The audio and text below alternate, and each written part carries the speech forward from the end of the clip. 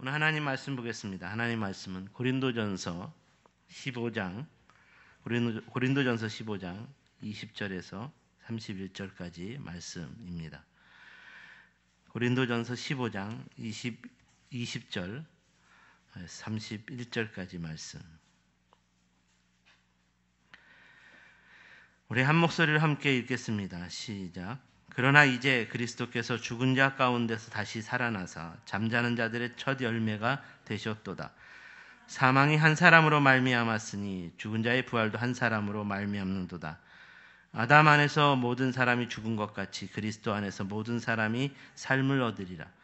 그러나 각각 자기 차례대로 되리니 먼저는 첫 열매인 그리스도요, 다음에는 그 강림하실 때에 그리스도에게 속한 자요, 그 후에는 마지막이니 그가 모든 통치와 모든 권세와 능력을 멸하시고 나라를 아버지 하나님께 바칠 때라. 그가 모든 원수를 그 발 아래에 둘 때까지 반드시 왕노릇 하시리라. 맨 나중에 멸망받을 원수는 사망이니라. 만물을 그 발 아래 두셨다 하셨으니 만물을 아래에 둔다 말씀하실 때에 만물을 그의 아래에 두시니가 그 중에 들지 아니한 것이 분명하도다. 만물을 그에게 복종하실 때에는 아들 자신도 그때에 만물을 자기에게 복종하게 하신 이에게 복종하게 되리니 이는 하나님이 만유의 주로서 만유 안에 계시려 하심이라. 만일 죽은 자들이 도무지 살아나지 못하면 죽은 자들을 위하여 침례를 받는 자들이 무엇을 하겠느냐? 어찌하여 그들을 위하여 침례를 받느냐? 또 어찌하여 우리가 언제나 위험을 무릅쓰리요? 형제들아, 내가 그리스도 예수 우리 주 안에서 가진 바 너희에게 대한 나의 자랑을 두고 단언하노니 나는 날마다 죽노라. 아멘. 오늘 말씀을 길게 읽었지만 오늘 말씀에서 제가 묵상하면서 핵심 구절로 삼은 말씀은 두 구절입니다. 20절과 31절입니다. 그래서 오늘은 20절과 31절을 중심으로 부활신앙이 가장 핵심 가치인 이유이라는 제목으로 말씀의 은혜를 함께 나누고자 합니다. 세상에 존재하는 모든 기업은 이윤을 추구합니다. 이윤을 추구하는 기업이 가지고 있는 것, 그 기업이 생명처럼 소중하게 여기는 그것은 기업의 핵심 기술일 것입니다. 핵심 기술은 기업 생존의 원천이 되고 기업을 기업답게 존재시켜 주는 것이기 때문에 기업은 명운을 걸고 이 핵심 기술을 지켜내고 발전시키려고 합니다.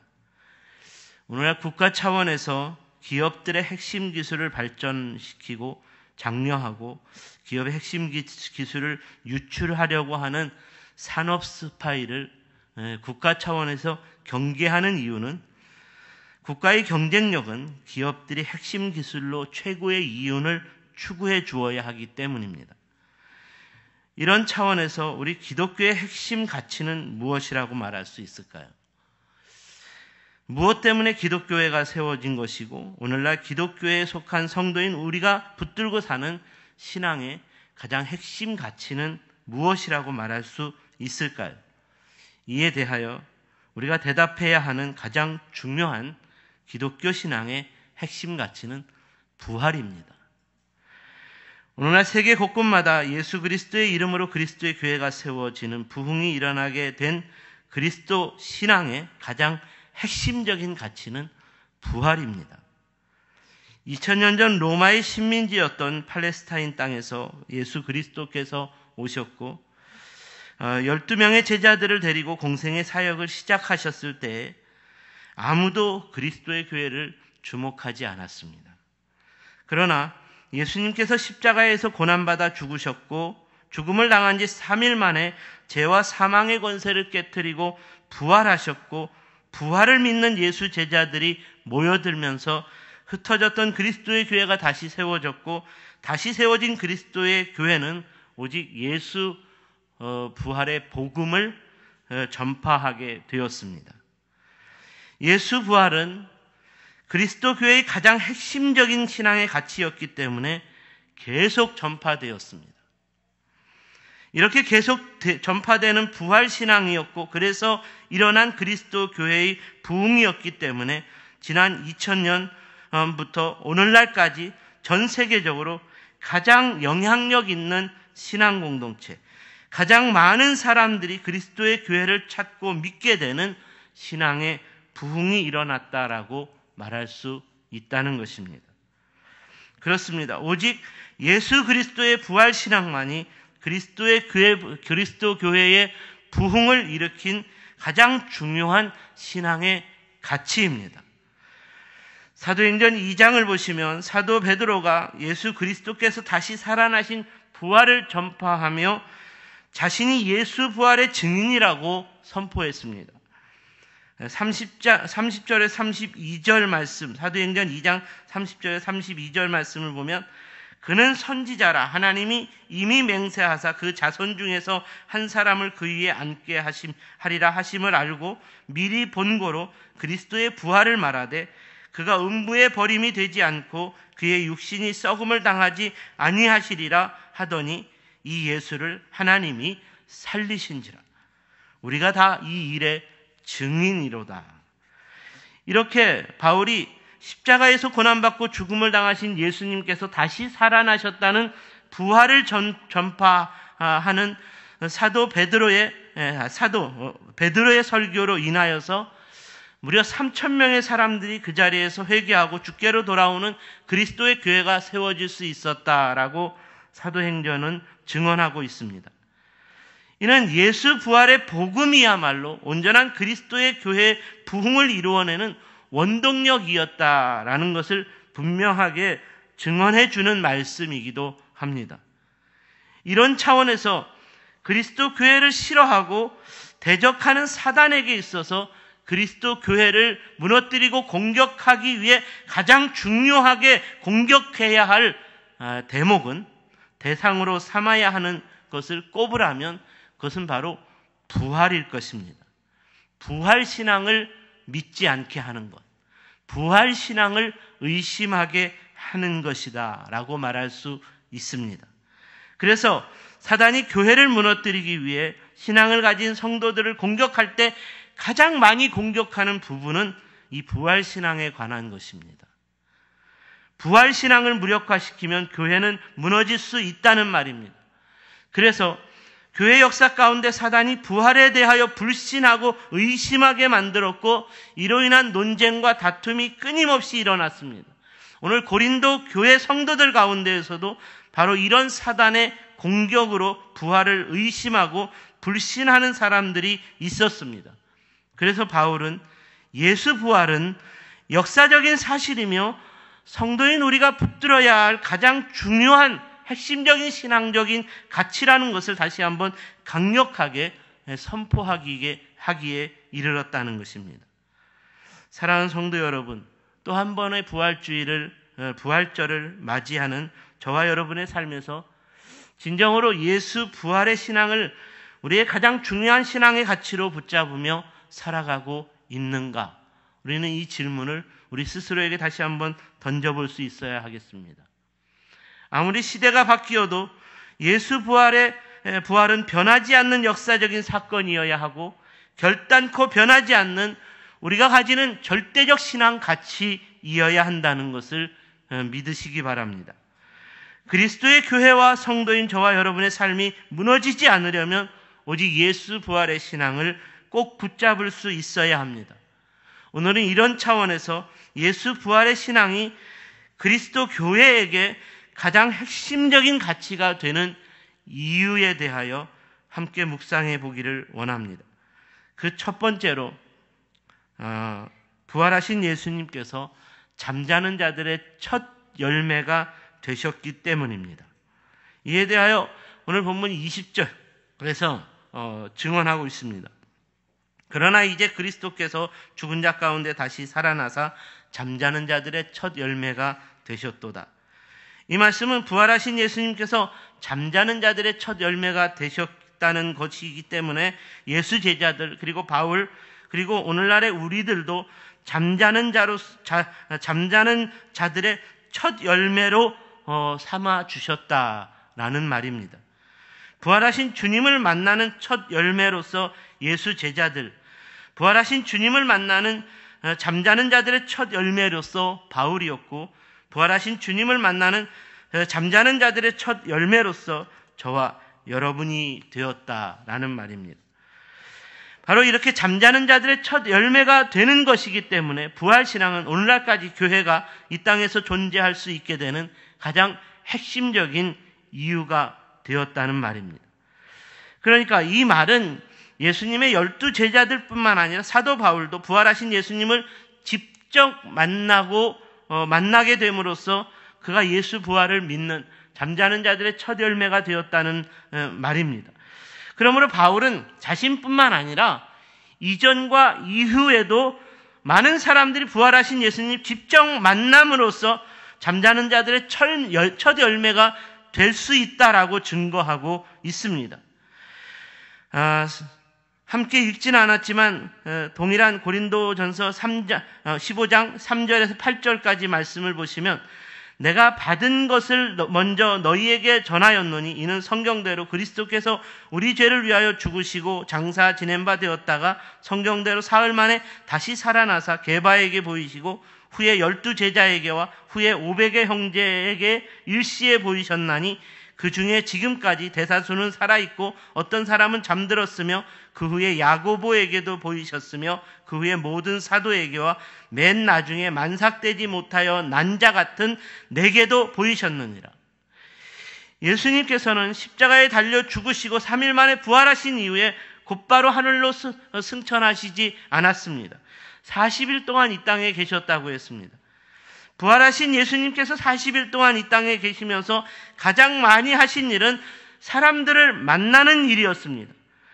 이때 예수님을 만나는 자들은 예수님께서 십자가의 고난과 죽음으로 세상을 떠나셨다는 것을 다 알고 있는 자들이었습니다. 그런데 그들에게 부활의 주님은 자신의 못자국 난 손을 보여주시고 창에 찔린 허리를 보여주셨습니다. 이렇게 부활하신 예수님이 온전한 부활체로 등장하신 것을 그들에게 보여주시고 그들과 함께 식사도 하셨다고 했습니다. 그러므로 이들 가운데 대부분은 바울이 고린도 교회에 보내는 편지를 쓸 때까지 생존에 있었습니다. 그래서 그들도 예수 그리스도가 부활하셨다는 것을 역사적인 사실로 믿는 사람들이었고 이 믿음을, 부활의 믿음을 증거하는 증인들이었습니다. 자기들이 가는 곳마다, 그들의 발길이 닿는 곳마다 예수 부활의 복음을 전파하며 살았다는 말입니다. 그러니까 바로 이런 사람들을 가리켜 잠자는 자들의 첫 열매가 되었다라는 말입니다. 이런 차원에서 오늘 바울도 자신도 부활하신 예수님을 직접 만남으로써 잠자는 자들의 첫 열매로서 부활의 증인으로 살게 되었다는 말입니다. 물론 바울은 예수님의 제자들처럼 예수님의 공생의 사역에 함께 동참하지 못했습니다. 그리고 예수님께서 부활하신 이후와 승천하시기 전에 부활하신 예수님을 바울은 만나지도 못했습니다. 바울이 만난 예수님은 부활하신 이후에 승천하셨고 승천하신 이후에 다메섹 도상으로 바울을 직접 찾아와 주신 예수님을 만난 것이었습니다. 이런 만남이었기 때문에 부활하신 예수님을 만나 잠자는 자들의 첫 열매가 되었다는 간증에, 바울의 간증에 사람들은 의문을 품을 수밖에 없었습니다. 부활하신 예수님을 직접 만나 잠자는 자들의 첫 열매가 되려면 예수님의 제자들처럼, 무덤을 찾은 여인들처럼 부활하신 예수님께서 승천하시기 전에 예수님을 만났어야 한다는 생각이 들기 때문입니다. 하지만 본문에서 바울은 이런 시간적, 공간적 차원에서 부활하신 예수님을 만났다는 것이 아니었습니다. 바울은 예수님께서 부활 승천하신 이후라도 시간과 공간의 제약을 받지 않으시는 분이시기 때문에 부활 승천하신 이후라도 시간과 공간의 제약을 전혀 받지 않는 분이시기 때문에 부활하신 예수님을 바울을 바울이 직접 만날 수 있었고, 그리고 그 예수님을 만나 믿게 되었고, 이렇게 믿게 된 믿음이기 때문에 자신을 가리켜 나도 부활하신 예수님을 만나 잠자는 자들의 첫 열매로 주님이 삼아주셨다라고 말하고 있다는 것입니다. 그러니까 이 말씀이 주는 도전은 바울처럼 오늘날의 우리들도 동일하게 부활하신 예수님을 만나고 부활하신 예수님을 믿는 신앙을 가질 수 있다는 것입니다. 우리가 부활하신 주님에 대하여 어떤 사람의 말을 전해 들음으로써가 아니라 우리 자신이 직접 부활하신 예수님을 만날 수 있어야 한다는 것입니다. 예수님의 제자들도 무덤에서 부활하신 예수님을 만난 두 여인들이 전하는 부활 소식을 들었지만 그들은 부활하신 주님을 믿을 수가 없었습니다. 하지만 부활하신 예수님께서 그런 제자들을 직접 찾아와 만나주심으로써 그들이 믿게 되었다라고 했습니다. 그러므로 바울은 자신도 부활하신 예수님을 직접 만났기 때문에 이 부활의 믿음을 고백할 수 있다라는 것을 고백합니다. 그래서 잠자는 자들의 첫 열매가 나도 되었노라고 고백합니다. 그러므로 이후로도 모든 사람들이 자신처럼 부활하신 예수님을 직접 만나야 한다고 도전하는 것이고, 그래서 잠자는 자들의 첫 열매가 되어야 한다는 것입니다. 사랑하는 여러분, 부활신앙은 부활하신 예수님께서 잠자는 자들의 첫 열매로서 베드로와 야고보를 직접 만나주시고, 부활하신 예수님께서 잠자는 자들의 첫 열매로 바울을 직접 만나주셨기 때문에 가장 확고하게 붙잡을 수 있는 신앙인이 되었는 줄로 믿습니다. 그러므로 오늘날 저와 여러분도 부활하신 예수님께서 저와 여러분을 잠자는 자들의 첫 열매로 삼아주시기 위해 직접 만나주셨기 때문에 우리가 부활신앙을 가질 수 있게 되었다는 말입니다. 부활신앙은 논리와 말로써 믿을 수 있는 것이 아닙니다. 부활신앙은 철학과 과학으로 증명할 수 있는 것도 아닙니다. 저 또한 주일학교 때부터 부활하신 주님에 대한 이야기를 수도 없이 듣고 배웠습니다. 하지만 도무지 믿어지지가 않았습니다. 그러던 어느 날 성령 하나님께서 직접 찾아와 주셨습니다. 성령 하나님께서 부활하신 주님을 만나는 감동을 주셨고, 부활하신 주님을 만나는 깨달음을 주셨고, 이로 인하여 믿게 되었습니다. 그러므로 부활신앙을 갖게 된다는 것은 부활하신 예수님을 직접 만나게 되는 강력한 성령 체험의 역사가 일어나야 하는 것입니다. 바로 이런 차원에서 여러분이 예수님을 만났다고 하면서 부활을 믿지 않는 것은 불가능한 일이라는 것입니다. 예수님을 만났다고 하면서 부활을 믿지 않는 것은 도무지 불가능한 것입니다. 왜냐하면 우리가 예수님을 만났다는 것은 예수님을 만나는 그 순간 성령께서 우리 안에 강력하게 내주하심으로 우리를 깨닫게 하시기 때문입니다. 그러니까 예수님을 만났는데 부활을 믿지 않는다는 것은 예수님을 만남으로써 이루어지는 성령의 내주하심을 거부하는 것이고, 성령님이 동행하지 않는 것이고, 성령님의 역사를 거역하는 것입니다. 그러므로 저와 여러분이 예수님을 믿음으로써 우리에게 임재하시는 성령 하나님의 역사를 믿는다면 부활하신 예수님을 만남으로써 잠자는 자들의 첫 열매가 되었다는 바울과 같은 부활신앙 고백을 확실하게 붙들 수 있는 사람이어야 하는 것이고, 그러므로 예수 부활의 증인으로 살 수 있어야 한다는 것입니다. 두 번째로, 예수 부활 신앙만이 날마다 우리로 하여금 죽는 그리스도인의 삶을 살 수 있게 하기 때문입니다. 이에 대한 교훈은 본문 31절입니다. 형제들아, 내가 그리스도 예수 우리 주 안에서 가진 바 너희에 대한 나의 자랑을 두고 단언하노니 나는 날마다 죽노라. 여기서 바울은 날마다 죽노라고 고백했습니다. 여기서 바울이 죽는다는 것은 자기를 낮추는 삶에 대한 자기 고백적인 간증입니다. 바울은 이 땅의 것들이 덧없는 것임을 알기 때문에 이 땅의 것들에 목숨을 거는 삶을 살지 않았습니다. 길어야 80, 조금 더 살면 100세의 인생을 살아가는 삶에서 무슨 미련을 갖는다는 말입니까? 무엇 때문에 서로 다투며 죽이며 산다는 말입니까?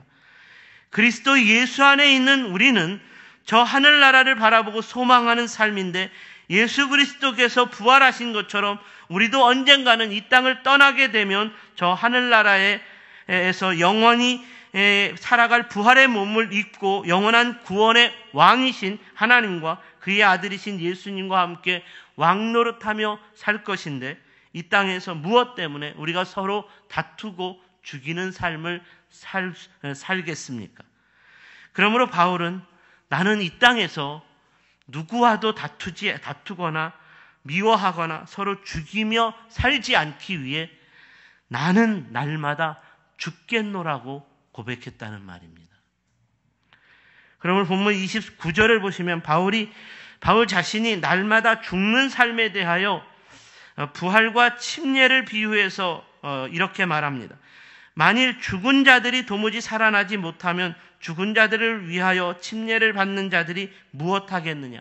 어찌하여 그들을 위하여 침례를 받느냐?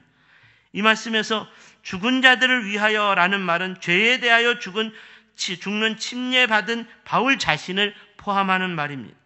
그리고 이 말씀은 바울은 자신이 부활하게 될 것을 염두에 두고 한 말입니다. 침례받은 자들은 부활 소망을 가지고 침례를 받는다는 말입니다. 그러니까 이 말씀에서 죽은 자들이 도무지 살아나지 못한다면 이 땅에서 죄에 대하여 죽은 자로서 침례를 받고 일평생 죽은 자로서의 삶을 살아온 우리들은 나는 너무나 억울하지 않겠느냐, 이런 말입니다. 그러므로 만일 부활이 없다면 사람들이 죄에 대하여 죽는 침례를 받을 필요가 없을 것이고, 침례를 받아 날마다 죽는 삶을 산다는 것은 이렇게 죽은 자들이 다시 살아나 영생과 구원의 주인공이 되는 부활신앙을 가졌기 때문이라는 것을 기억해야 한다는 말입니다. 우리가 침례를 받는 것은 이 땅에 죄악에 속한 삶에서 나는 죽고 이제 나는 부활하신 그리스도와 함께 영원한 의인으로 살겠다는 공개적인 신앙을 공표하는 것이었습니다. 그래서 침례를 받은 우리는 죄에 대하여 날마다 죽는 자들로 살아야 한다는 것입니다. 침례를 받은 우리는 날마다 죄악으로 가득한 세상에서 날마다 죽는 삶을 살아야 합니다. 죽는 자가 다시 살아나는 부활신앙을 믿는 사람이라면 이 땅에서 날마다 죽는 자로 살 수 있다는 것입니다. 바울은 고린도 교회 가운데 다툼과 분쟁이 일어나는 것으로 인하여 이를 중재하기 위해 오늘 서신서를 기록했습니다. 고린도 교회의 성도들에게 왜 다툼과 분쟁이 일어나게 되었을까요? 고린도 교회는 한때는 말씀과 기도로 아주 뜨거웠고 이로 인하여 성령 충만한 성도의 교제가 일어났던 교회였습니다. 성령 충만하여 여러 가지 성령의 은사가 각각의 사람들에게 일어났습니다. 그런데 이렇게 성령의 은사가 일어나고 이 성령의 은사를 받은 것으로 인하여 영적으로 교만해지기 시작했고 서로 자기 은사가 더 귀하고 자기 은사가 더 큰 것이라고 충돌하기 시작했습니다. 얼마 전에 목회를 40년 한 선배 목사님을 만나 이야기하는데 성도들이 세상적으로 교만한 것보다 영적으로 교만한 것을 더 고치기가 어렵다라고 이야기했습니다. 왜냐하면 영적인 교만은 주님이 자기만을 인정해 주신다는 것 때문에 어지간한 웬만한 목사의 충고를 듣지 않는다는 것입니다.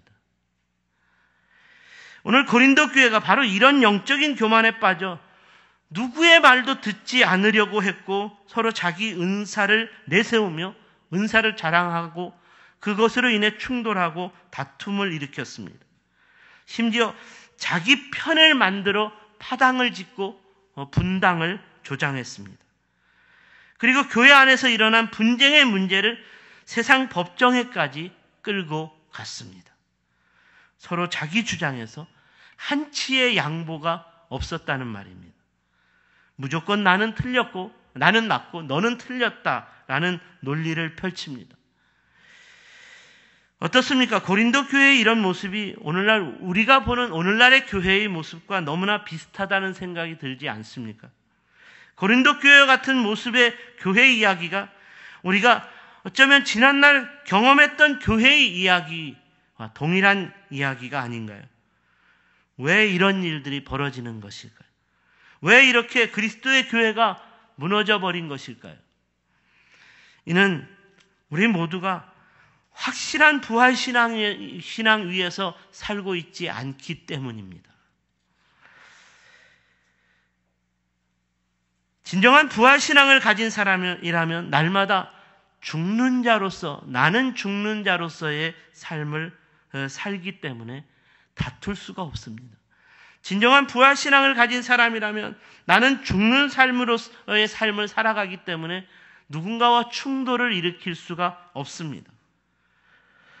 우리가 잘 아는 속담에 지는 것이 이기는 것이다 라는 말이 있습니다. 이 속담이 매우 성경적인 도전을 주는 것이다 라는 생각이 듭니다. 오늘 바울도 부활신앙을 가진 사람이라면 내가 죽는 것이 이기는 삶이라는 도전을 우리에게 주고 있습니다. 다음 주에 서울과 부산에서 시장 보궐선거가 치루어지는데 시장 후보들이 TV 토론을 하는데 이야기를 들어보면 온통 서로 헐뜯고 다투고 충돌하는 내용으로 가득했습니다. 아무리 생각해봐도 정치인들의 수준에서는 이 지는 것이 이기는 것이라는 속담을 전혀 기대할 수 없을 것 같습니다. 사랑하는 여러분, 우리가 이 세상에서 분쟁하는 이유는 자기의 자아를 죽이지 못하는 이유 때문인데 이는 온전한 부활신앙을 우리가 붙들고 살지 않기 때문일 것입니다. 우리가 정말로 저 천국에서 영원한 천국 백성으로 살게 될 것을 믿는다면 우리도 예수님처럼 십자가의 고난과 죽음을 이기고 부활할 것을 믿는다면 우리가 이 땅의 것에 그렇게 집착하고 이 땅의 것으로 인해 이기기 위해 남을 짓밟고 죽이는 분쟁과 싸움을 하지 않을 것입니다. 더 좋은 집, 더 좋은 것, 내가 먼저 차지하기 위해 남의 눈에서 피눈물 나게 하는 아웅다웅의 삶을 살지 않을 것이라는 말입니다. 부활신앙이라면 사도 바울처럼 날마다 자신을 낮추고 죽는 삶을 살아야 하는 것입니다. 부활의 주가 되는 예수님의 삶도 날마다 죽는 삶이었습니다. 예수님께서 요한복음 12장 24절에서 제자들에게 말씀하셨습니다. 한 알의 밀이 땅에 떨어져 죽지 아니하면 한 알 그대로 있고 죽으면 많은 열매를 맺으리라. 이 세상에 존재하는 모든 생명체가 열매 맺기 위해서는 누군가가 죽어야 한다. 누군가의 씨앗이 죽어야 된다라고 말합니다. 우리가 영원한 천국에서 참된 부활의 생명을 누리기 위해서는 이 땅에서 이 부활 신앙을 가진 우리의 육체는 우리 주님처럼 사도 베드로처럼 사도 요한처럼 그리고 사도 바울처럼 우리 믿음의 선조들처럼 우리도 날마다 죽어 썩어져야 저 천국에서 영원한 부활 생명체로 덧입을 수 있다는 도전인 것입니다. 바라기는 우리가 또 한 번의 부활주의를 맞이합니다. 또 한 번의 부활주의를 맞이하면서 오직 예수 부활 신앙을 우리가 붙잡고 살아야 하겠다. 이 부활 신앙을 무너뜨리려고 하는, 흔들려고 하는 사단의 계략에 넘어가지 않도록 항상 깨어 있어야 하고 더욱 확고한 예수 부활 신앙으로서 나를 낮추는 겸손과 나를 죽이는 희생과 헌신과 섬김의 삶으로써 이 땅에서의 교만한 자, 거짓된 자, 악하고 부정한 자들을 부끄럽게 만들 수 있는 것으로 이기는 거룩한 하나님의 자녀로서의 선한 열매를 맺는 저와 여러분의 세종샘 가족들이 다 되시기를 주님의 이름으로 축원합니다. 기도하겠습니다.